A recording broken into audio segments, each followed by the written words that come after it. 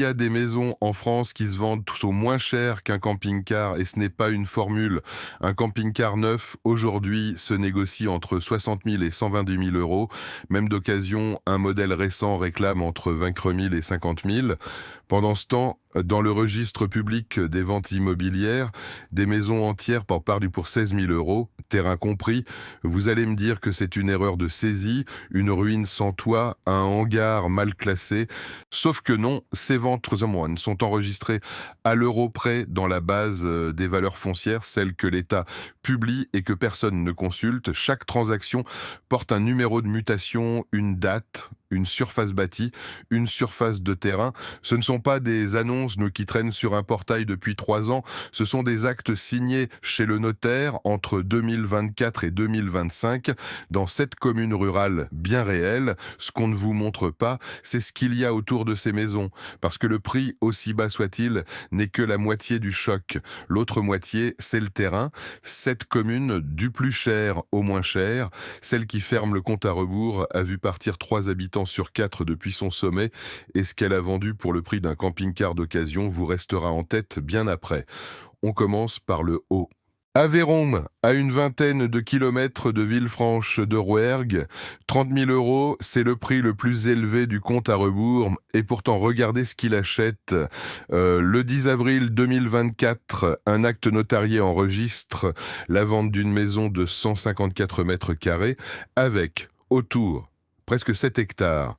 Des prés, des terres, des taillis, le cadastre le détaille culture par culture. Pour vous donner une idée, 7 hectares, c'est une dizaine de terrains de football posés bout à bout, et tout cela part avec les murs, pour le prix d'une berline familiale neuve. La commune, elle, se vide depuis presque 2 siècles.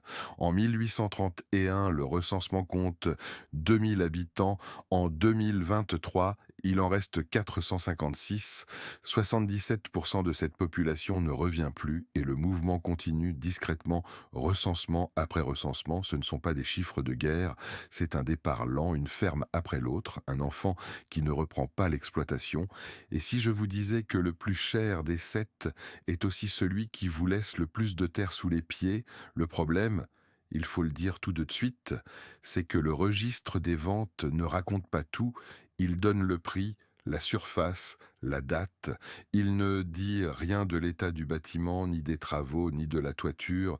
Une maison à 30 000 euros dans l'Aveyron peut demander autant en réfection, et l'hôpital le plus proche, celui de Villefranche de Rouergue, reste à une vingtaine de minutes de route. Pour qui vieillit seul, ces 20 minutes pèsent plus lourd que le prix. Haute-Loire, 25 000 euros, vendu le 14 mai 2024. Ici, la maison est plus modeste, 98 mètres carrés, mais le terrain qui l'accompagne dépasse les 9 hectares. Futaise mixte, futaise résineuse, lande, pré, pâture. Autrement dit, une forêt, des prairies et une maison pour le prix d'un scooter des mers haut de gamme. Le registre est de formel.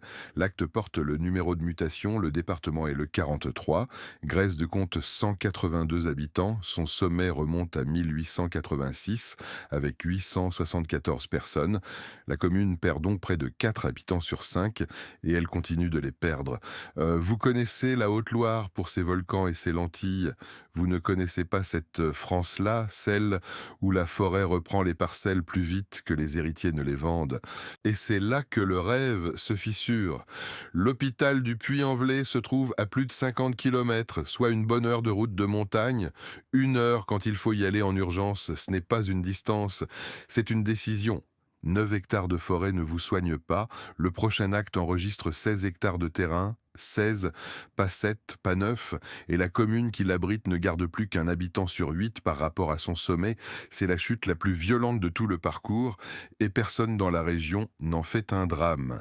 Cantal, vallée de la Jordanne, à un quart d'heure d'Aurillac, 20 000 euros. L'acte est daté du 30 septembre 2024. 160 mètres carrés de bâti et 16 hectares de terrain entre futaises feuillues, prés, pâtures, étaillis. Faites le calcul avec moi. À 20 000 euros, le prix ramené au seul terrain tombe si bas que la maison, avec ses 160 mètres carrés, arrive en prime. Le bâtiment devient l'accessoire, c'est le terrain qui devrait valoir et il ne vaut rien. Vous pensez connaître la France rurale, mais connaissez-vous une France où 16 hectares de montagne partent avec la maison en cadeau? Le recensement de 1831 donne 2043 habitants à La Selle, aujourd'hui 260. 87% de cette commune s'efface et c'est le taux le plus élevé de tout le parcours.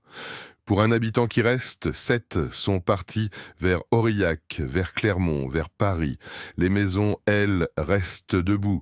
C'est ce qui rend ces vallées si troublantes. Rien n'est en ruine. Tout est simplement vide. L'hôpital d'Aurillac, à 17 km, reste le plus accessible du parcours. Voilà l'inconvénient honnête de la Selle, et il est ailleurs. À cette altitude, l'hiver dure, la route de la vallée se ferme et 16 hectares de montagne réclament un entretien que personne ne vous facture le jour de l'achat, mais que la terre exige chaque année. Creuse, 18 000 € le 5 février 2025. La Creuse, c'est le département dont on rit à la télévision. Le désert français, la blague récurrente.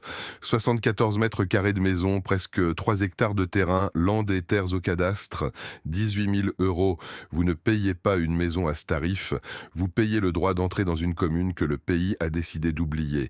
Et pourtant Clugnat tenait autrefois en 1846, 2304 habitants. Aujourd'hui, 652, 72% de cette population s'en va, et pour une fois, le mouvement ne date pas d'hier.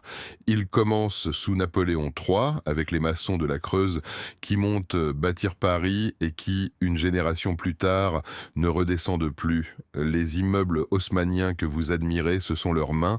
Leur village, lui, se dépeuple depuis. Il y a de l'ironie là-dedans, et elle est amère. Les hommes qui ont construit la ville la plus chère de France laissent derrière eux des maisons qui valent moins qu'un studio de 20 mètres carrés dans les quartiers qu'ils ont montés et à pierre par pierre. Le centre hospitalier de Guéret est à une trentaine de kilomètres. 30 minutes de départemental sans transport en commun digne de ce nom. La vente suivante est la plus récente de toutes, juin 2025. Et la maison qu'elle enregistre se trouve dans un village où coule encore chaque été une eau que les Romains venaient déjà chercher. Oh, le prix, lui, n'a pas suivi la même longévité. Cantal, vallée de l'Alagnon, 17 000 €. Le 13 juin 2025, le registre enregistre 94 mètres carrés de maison avec un peu plus de 2 hectares. Jardin, landes, pâture, taillis, terre. Le cadastre décrit une propriété complète, du potager au bois. 17 000 €. À ce niveau, on ne parle plus de décote. On parle d'un marché qui n'existe plus, faute d'acheteurs.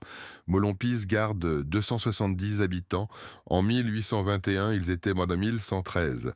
76% de ce village s'éteint à petit feu, sans usine fermée, sans catastrophe, sans titre dans la presse. Juste la pente longue, la même partout, dans ces vallées volcaniques. Le train passe encore dans la vallée de l'Alagnon, il ne s'arrête presque plus. Ce qu'il faut avoir en tête, c'est l'hôpital de Saint-Flour à 35 km de virage et le climat qui n'est pas celui de la carte postale auvergnate. À cette altitude, la neige tient et 2 hectares de terrain sous la neige, ce sont 2 hectares que personne ne déneige pour vous. Haute-Loire, 16 250 € vendus le 25 mars 2024. Blesle figure parmi les plus beaux villages de France. Une abbaye bénédictine du 9e siècle, des maisons à colombage, un donjon, le genre d'endroit que les guides mettent en couverture. Et dans ce village-là, un acte notarié enregistre une maison de 84 mètres carrés avec plus de 6 hectares et demi de terrain pour 16 250 €, un label national, un patrimoine millénaire et un prix inférieur à celui d'une cuisine équipée haut de gamme. C'est le paradoxe le plus net du parcours. La beauté ne protège de rien. Blesle comptait 1943 habitants en 1846. Il en reste 611. 69% de cette communauté ne revient jamais. Et c'est pourtant la commune qui résiste le mieux des 7. La plus jolie, la moins vidée, et malgré tout une maison à 16 000 €. Alors oui, Il y a une explication possible et l'honnêteté oblige à la donner. Un prix pareil dans un village classé peut signaler une vente entre proches, une succession réglée à la va-vite, un bâtiment en très mauvais état. Le registre ne le dit pas. Il donne le prix, la surface, la date, rien d'autre. L'hôpital de Brioude est à une vingtaine de kilomètres. Et dans les ruelles de Blesle, l'hiver, les volets fermés se comptent plus vite que les fenêtres éclairées. Haute-Saône, au pied des Vosges, 16 000 euros, la vente la moins chère du parcours.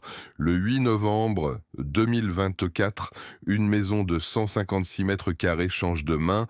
156 mètres carrés, c'est plus grand que la moyenne des pavillons neufs construits en France, avec un peu plus de 3 hectares autour, futaie à résineuse et taillis, 16 000 euros, moins qu'une Clio d'occasion correctement entretenue. Ce n'est pas une erreur de saisie, c'est la France de 2026. La commune vit dans ses hameaux dispersés sous la forêt vosgienne. En 1841, 772 habitants. Aujourd'hui, 192. 3 habitants sur 4 s'en vont. Et ceux qui restent partagent une commune où les maisons se comptent de presque sur les doigts. Et ici, la forêt ne borde pas le village.